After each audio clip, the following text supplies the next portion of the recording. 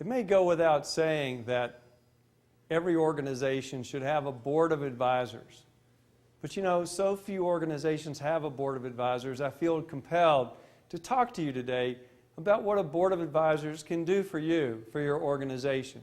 And it doesn't matter whether your organization is an educational institution or a school. It doesn't matter whether your organization is a for-profit organization in the products or goods or services area or manufacturing. It doesn't matter whether your organization is a nonprofit. You may have a board of directors. You may have consultants that you hire.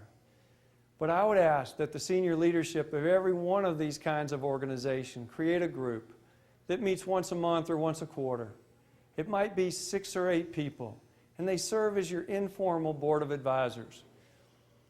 I had the privilege of hearing Howard Schultz of Starbucks speak very recently, and he talked about his own formal, informal board of advisors. He talked about speaking with people from Dell Computers, Michael Dell, and others, and he'd call them up, and he'd ask them questions, and they'd call him up.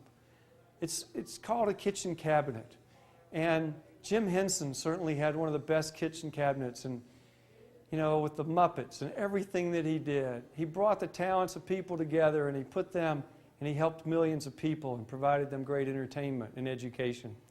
So the whole idea of creating a board of advisors, the first thing you have to understand is that if your organization is worthy of existing, it's worthy of having a board of advisors.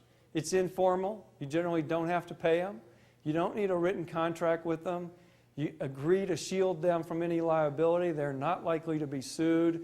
They don't need directors and officers liability insurance generally, but you should check with your counsel, your attorney on that.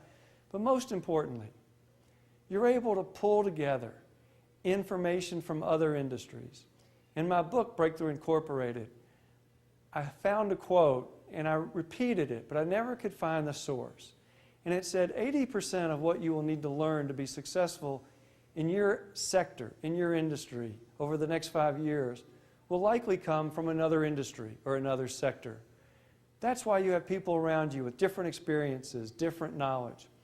And you don't tax them too hard. They are volunteers. If you're taxing them that hard, pay them and make them a consultant. But you're asking them for help. It might be about location. It might be about hiring. It might be about financial practices. It might be about improving your customer service. It might be about the landscape and helping you understand the competitive landscape in which you work. So I urge you, we do have an article that we wrote specifically for technology firms, but it applies to everybody. And very quickly, we found 35 different ways where boards of advisors might be helpful to your organization.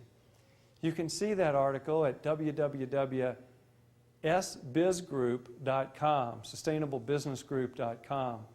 And you'll find that setting up a board of advisors is worth the investment, and make sure that you do it and give it a good 2-year run so that you can gain the advantages of having people know about your organization. It might not be overnight that you get the great idea or the great advice that you seek, but over time, the Board of Advisors could be a very important component to any activity, for-profit, nonprofit, or educational, which requires careful thought and creates a worthy organization. Thank you.